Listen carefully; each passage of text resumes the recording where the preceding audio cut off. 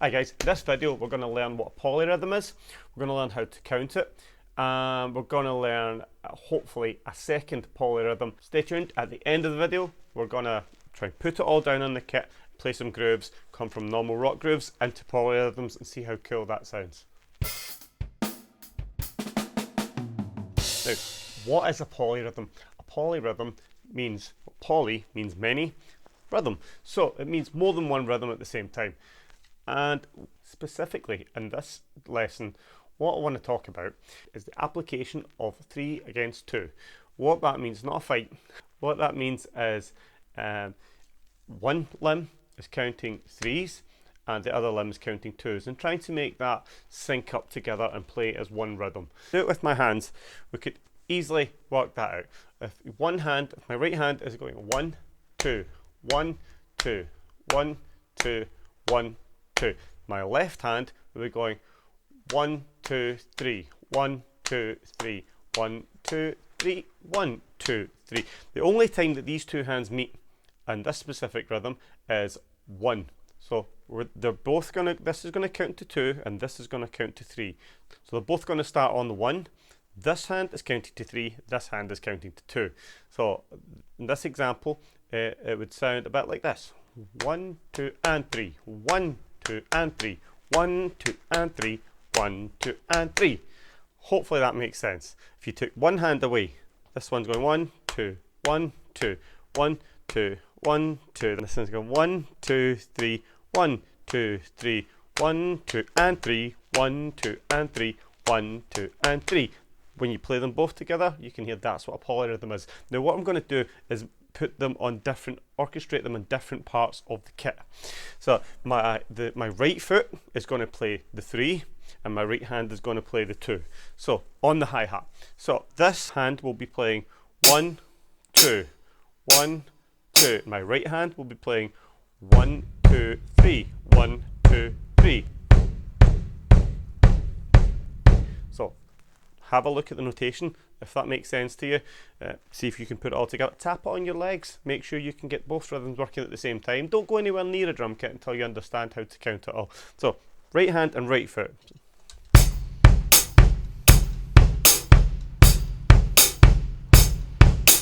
One, 2, 3, 1, 2, 3, 1, 2, 1, 2, foot, foot, foot, foot, 2, 3, hand, 2, hand, 2, 1, 2, and 3, 1, 2, and 3, 1, 2, and 3, 1, 2, and 3.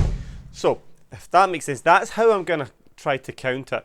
That's the best way I find that explaining how to count that works for people. If you're going 1, 2, and 3, 1, 2, and 3, 1, 2, and 3, 1, 2, and 3. That seems to make sense to most people I have to explain that to. Now, what I'm going to do now is try a few rhythms. I'll put them up on the screen. You can, we can try and move that between hand and foot, still keeping the same counting. For example, if I played 1, the way I did on the example with my foot, and again, do the exact same part playing the 3 with my left hand, it would be like this. 1, 2, and 3, 1, 2, and 3. 1, 2, and 3, 1, 2, and 3.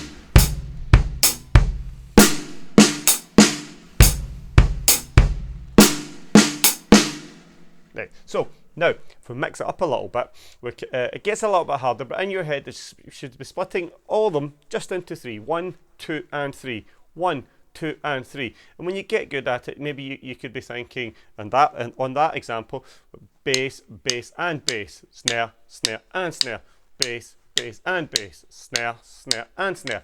So you do get used to it. The rhythm becomes a bit inbuilt, and then it's time to move on and learn a new one and try and put it together with some other rhythms. However, to get this one a little bit better, let's try playing bass, bass, bass, snare, bass, bass. So the bass, 2, 3, snare, 2, 3. Still having my hand go 1, 2, 1, 2. Right, let's have a go. So.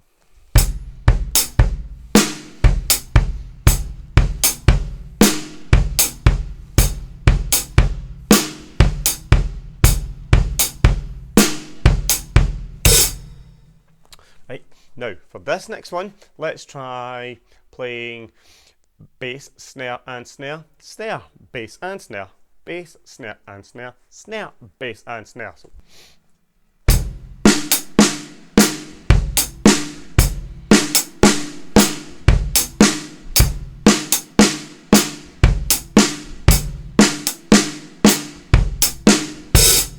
hope that's all starting to make sense to you. The more you make it bass, snare, mix them up a bit, the more complicated it gets to think about. I'll try one last one where we can just totally mix it up. Bass, snare, bass, snare, bass, snare. So 1, 2, 3, 1, 2, 3.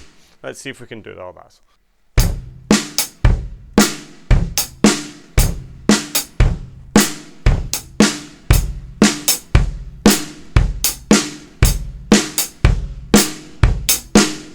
Granted, that one doesn't sound the catchiest, but it does have you moving between the bass and the snare the most out of all of them. For the next part, I want to try and explain a slightly different polyrhythm of 3 against 4.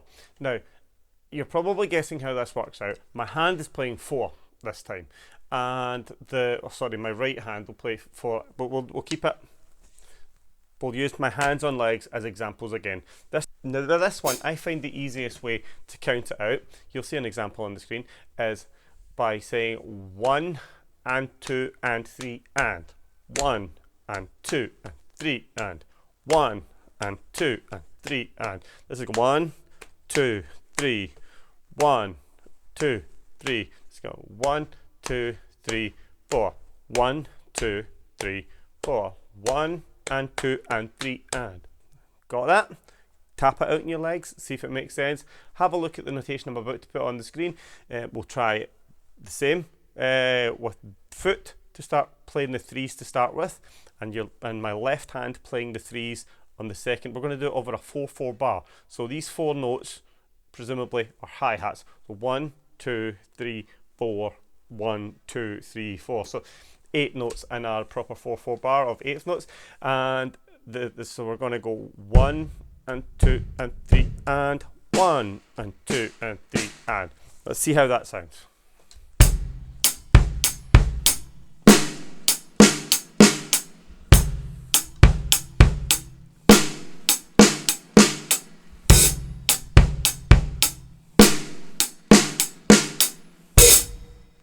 That one's a little bit easier to understand, I usually find. Let's mix it up a bit. Let's go bass, snare, bass, snare, bass, snare, bass, snare, bass, snare, bass, snare, snare.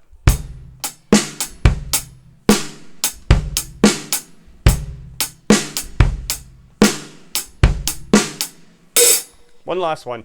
Let's try bass, snare, bass, snare, bass, bass. So,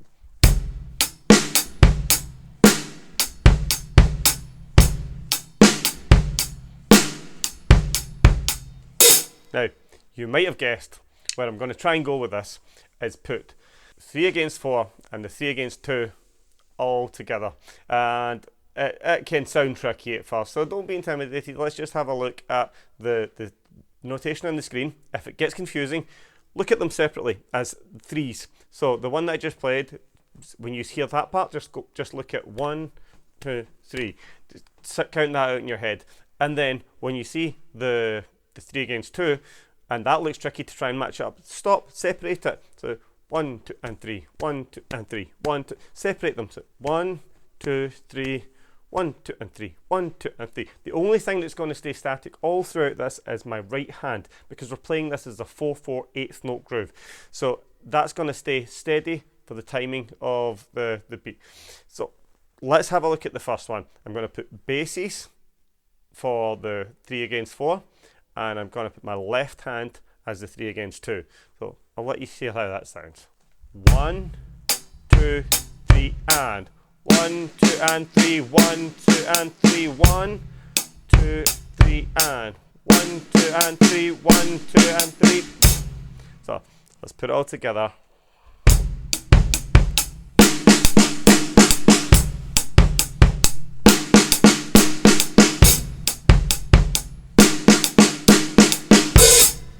So that's me putting the 3 against 4, 3 against 2 polyrhythms both together to sound quite interesting, I think. And if you were to put that against a normal rock beat, use this as a break to come in and out of, it sounds really cool. What we could be, I'll do an example of that. So.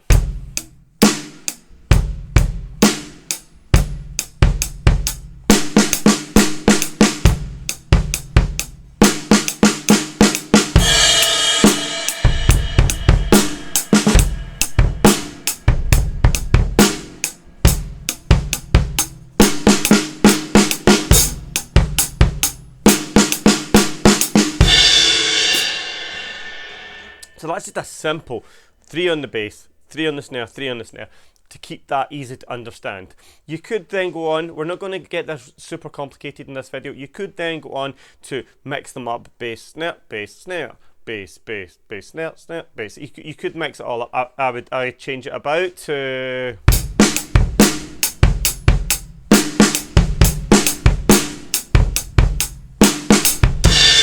And you could be playing that part, the polyrhythm part, on the ride cymbal during a normal groove, which totally separates it, takes it away. It lets people concentrate on how the rhythm is really changing.